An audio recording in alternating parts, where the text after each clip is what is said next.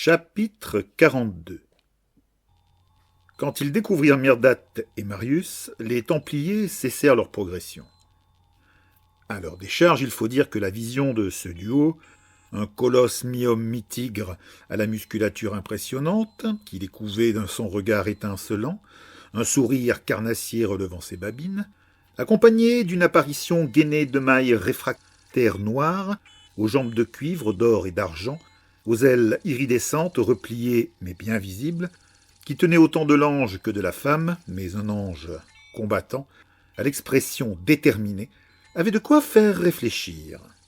Il fallut que l'un d'eux, dont Myrdath reconnut la voix détestable, un de ceux qui l'avaient conduite à sa cellule, les harangue pour les décider. « J'attendais quoi? C'est l'inquisitrice Myrdath, celle qu'on a ramassée hier. Chopez-la !»« Mais... » commença un second. Elle... Myrdath savourait ce moment, cette renaissance. « Elle quoi? C'est une nana comme les autres, même avec ses prothèses. Alors allez-y, le grand inquisiteur s'occupera personnellement de vous. S'il reste quelque chose après que je vous ai fait comprendre le sens du mot discipline. » Était-ce la menace de cette sanction, ou le nom de Yorg? Toujours est-il que les Templiers s'élancèrent vers eux alors que leur meneur leur ordonnait. « Et pas de tir létaux, le grand inquisiteur la veut vivante. » Un désavantage pour eux, qu'elle n'aurait aucun scrupule à exploiter.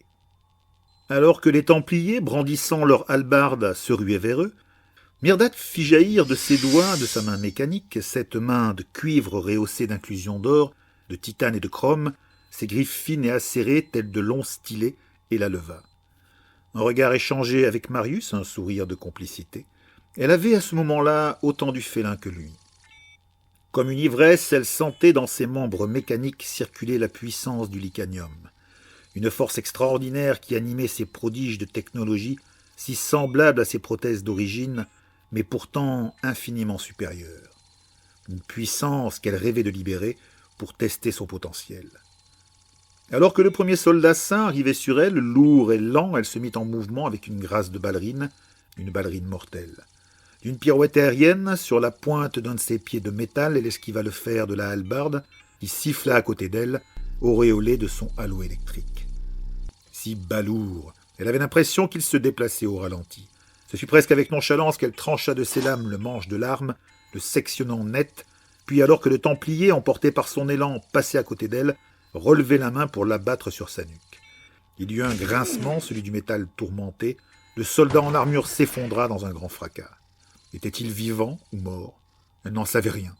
La puissance de son bras licanomatique était telle qu'elle se le demandait. Elle devait apprendre à doser ses coups. Ses nouveaux membres n'avaient rien à voir avec les anciens. Il ne se contentait pas de pallier un handicap et d'améliorer et amplifier ses performances, non. Il faisait d'elle quelque chose entre l'humain et les dieux. Une créature vengeresse qui, à cet instant, ivre de ses nouvelles possibilités, consciente de ce corps que le métal ouvragé était une œuvre d'art sublimée au lieu de déshonorer, testait ses capacités comme un jeune fauve aurait éprouvé ses talents de chasseur. Elle était partout, se déplaçant trop vite pour qu'on puisse la suivre. Spectre charmant autant que prédateur, tels ces agrillons jouvencels élancés et étincelants, qui virevoltaient dans leur danse aérienne au-dessus de certains cours d'eau du jardin des plantes ou des agrodomes. Ou une de ces libellules dont la beauté et la grâce n'avaient d'égal que la férocité et la voracité. À cet instant, dans cette salle, son potentiel, celui que Yorg avait vu en elle ce soir-là, sur les flammes et le feu, se libérait enfin. Le grand inquisiteur avait fait forger à Léonard son chef-d'œuvre, un chef-d'œuvre qu'il avait voulu pour elle. Il ne s'était pas trompé. Mais il n'avait pas prévu que sa création, cet être mi-femme, mi-archange qu'il avait engendré, parfaite fusion de la chair et du métal, se retournerait contre lui. Il avait contribué à sa genèse, en lançant ce démon contre sa demeure, contre les siens, en broyant la vie qu'elle aurait pu avoir, en la plongeant dans ce creuset de souffrance dont n'avait émergé que cette larve blessée, diminuée, objet de honte et de mépris. De ces ruines, il l'avait reconstruite, l'avait façonnée à sa convenance, la manipulant pour en faire son instrument, une arme, mais pas une femme. Jusqu'à aujourd'hui où ce chef-d'œuvre issu du génie d'un homme et le regard de Marius sur elle lui avait redonné son humanité. Non, plus encore, sa féminité avait balayé la honte et fait d'elle bien plus qu'une simple humaine rafistiolée, une demi-déesse qui évoluait au milieu des Templiers et de leurs coups comme elle l'aurait fait dans un jardin. Elle évita un fer de hallebarde d'une délicate torsion du buste pour contre-attaquer par un coup de pied magistral qui enfonça la cuirasse thoracique de son agresseur avant de bondir par-dessus la tête d'un autre et de fracasser de ses griffes le réservoir dorsal contenant sa batterie au licanium qui explosa dans une libération de radiance à la teinte indéfinissable. Écrasé par le poids de son armure, le lourd spadassin rejoignit ses camarades à terre. Myrdat, ramassée sur elle-même, s'immobilisa enfin, leva ses grands yeux sombres sous sa frange noire sur ce qui l'entourait. Marius non plus n'avait pas été en reste. 2 Templiers en vrac jonchaient le sol du laboratoire autour de lui. Un 3e pendait à un des rails supportant les prothèses licanomatiques. Comment le commissaire avait-il réussi à le percher là-haut? Bel effort, apprécia-t-elle. Vous faites dans le sensationnel? C'est vous qui faites dans le sensationnel, votre sainteté. Vous êtes formidable. Elle ne savait pas dans quel sens elle devait prendre cet adjectif, mais ce qu'elle lisait dans le regard de Marius, alors qu'il la fixait, fascinait, répandit dans son corps un feu qui aviva celui qu'elle ressentait déjà, y ajouta une note différente. Et cette fois, aucune honte, aucune gêne ne vint le gâter. Un mouvement près de la porte d'entrée attira son attention. Le Templier qui avait harangué les autres, celui qui hier voulait était demeuré en retrait. Il essayait maintenant de s'éclipser sans se faire remarquer, fuyant le champ de bataille comme tous les lâches de son espèce. Elle fut sur lui en un instant. Il essaya bien de la repousser de sa hallebarde, pathétique tentative qu'elle esquiva avec une facilité presque méprisante, cisaillant l'arme dont la pointe s'envola et, rétractant ses griffes, saisit le Templier à la gorge. Lentement, testant la puissance de son nouveau membre, elle força, elle sentit l'énergie du licanium ruer à travers son corps pour parvenir jusqu'à son bras. Les pieds du soldat saint quittèrent le sol, battant furieusement l'air alors qu'elle soulevait sa masse centimètre par centimètre, grisée à mesure qu'elle découvrait l'étendue de ses capacités. Des couinements paniqués montaient du casque du Templier qui étreignait vainement le bras de Myrdat. Quand elle le tint enfin à plus de 30 centimètres du sol, elle lui offrit un large sourire et lui lança. « Vous avez vu? La Gironde a 2 mains maintenant. Je me demande si je ne vais pas serrer un peu celle-là. » Joignant le geste à la parole, elle commença à contracter ses délicats doigts de métal. Une fois de plus, elle sentit la puissance ruer à travers son corps, le long des racines de transfert du licanium, et se concentrer dans ses doigts mécaniques qui pressèrent. Il y eut une sorte de couinement métallique, le battement de pied s'accéléra, devint frénétique, un cri de détresse étouffé monta de l'intérieur du casque. Une telle puissance, c'était grisant. Elle avait envie, très envie, de poursuivre, d'écraser ce métal sur cette gorge, d'extirper de cette coquille cette misérable existence et cette âme pustuleuse. « Myrdat, laissez-le, il n'en vaut pas le coup. » Comme ramenée à la réalité, elle se tourna vers Marius pour le voir qui désignait le couloir d'où montait un bruit de cavalcade. D'autres Templiers arrivaient, et même avec ses nouvelles capacités et l'appui de Marius, il ne pouvait venir à bout de tous. « Il faut y aller, maintenant. » Collant son visage au casque du misérable, elle articula. « Souviens-toi de ce moment, Vermine, la prochaine fois que tu voudras t'en prendre à une femme impuissante, et sache que je saurai où te retrouver. » Sans attendre de réponse, elle lança le Templier à travers la pièce. Il atterrit à 3 mètres de là, dans un grand désordre de bras et de jambes.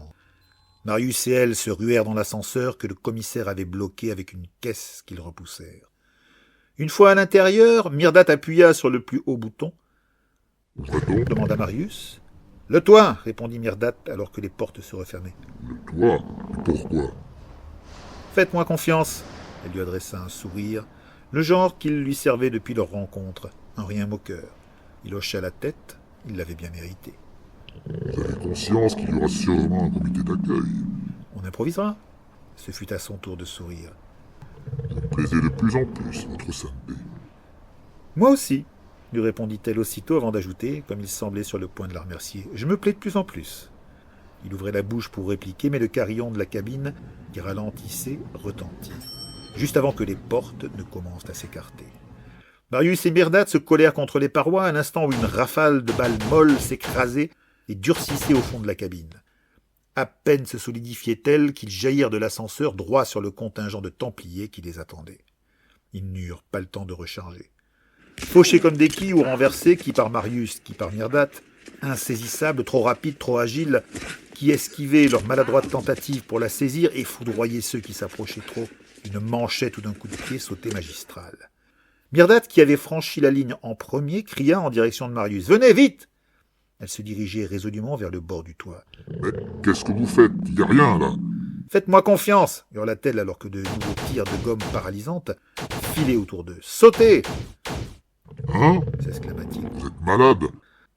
Devant eux, c'était le vide, le sol 5 étages plus bas, et plus loin encore, au pied de Montmartre, le canevas de lumière de la cité, dans le crépuscule tombé du dôme étincelant. La vue était belle, mais pas au point de s'y précipiter. On va? Commença-t-il. « Sautez !» cria encore Myrdat, alors que derrière eux, dans l'escalier du bâtiment, montait une noire silhouette que Myrdat connaissait très bien. Oh non! Génie Marius. Manquez plus que lui. Il venait à peine de prononcer ces mots que Myrdat se jetait sur lui et le ceinturant de ses bras l'entraînait dans le vide. Alors que Marius poussa un cri de surprise, Myrdat déploya ses 4 ailes, craignant un terrible instant avoir commis une erreur fatale, juste avant qu'elle ne sente les membranes dépliées, investies par la puissance du licanium, se mettre à luire, à battre à une vitesse extraordinaire, et les soutenir. Ils frôlèrent le pavé au ras du chapitre, mais ne le touchèrent pas, et poursuivirent leur vol lourd, Myrdat transportant un Marius 3 fois plus massif qu'elle, en direction des toits de Néo-Lutetia. Étranges faits de chair et de métal aux ailes iridescentes, chargés d'un fardeau bien plus imposant qu'elle, ils s'éloignèrent au-dessus de la ville. Là-haut, sur l'héliport, Yorg observait leur descente d'un regard fasciné. « Magnifique !» murmura-t-il juste avant qu'un des Templiers s'approche de lui pour demander. « Nous sommes prêts à nous lancer à leur poursuite, Excellence. » Yorg répondit au grand étonnement de son subordonné. « Inutile, commandant. Elle viendra d'elle-même, en temps et en heure. Je l'attendrai. Et cette fois, elle ne m'échappera pas. » Ayant lâché ces mots, il se détourna après avoir jeté un dernier regard au toit de Néo-Lutetia, au-dessus desquels s'éloignait une petite luciole étincelante. Sa haute et noire silhouette, surmontée du blanc cadavérique de son crâne glabre, regagna l'entrée du chapitre de son pas puissant et déterminé. Le grand inquisiteur avait une cérémonie et l'avènement d'un nouvel ordre à préparer.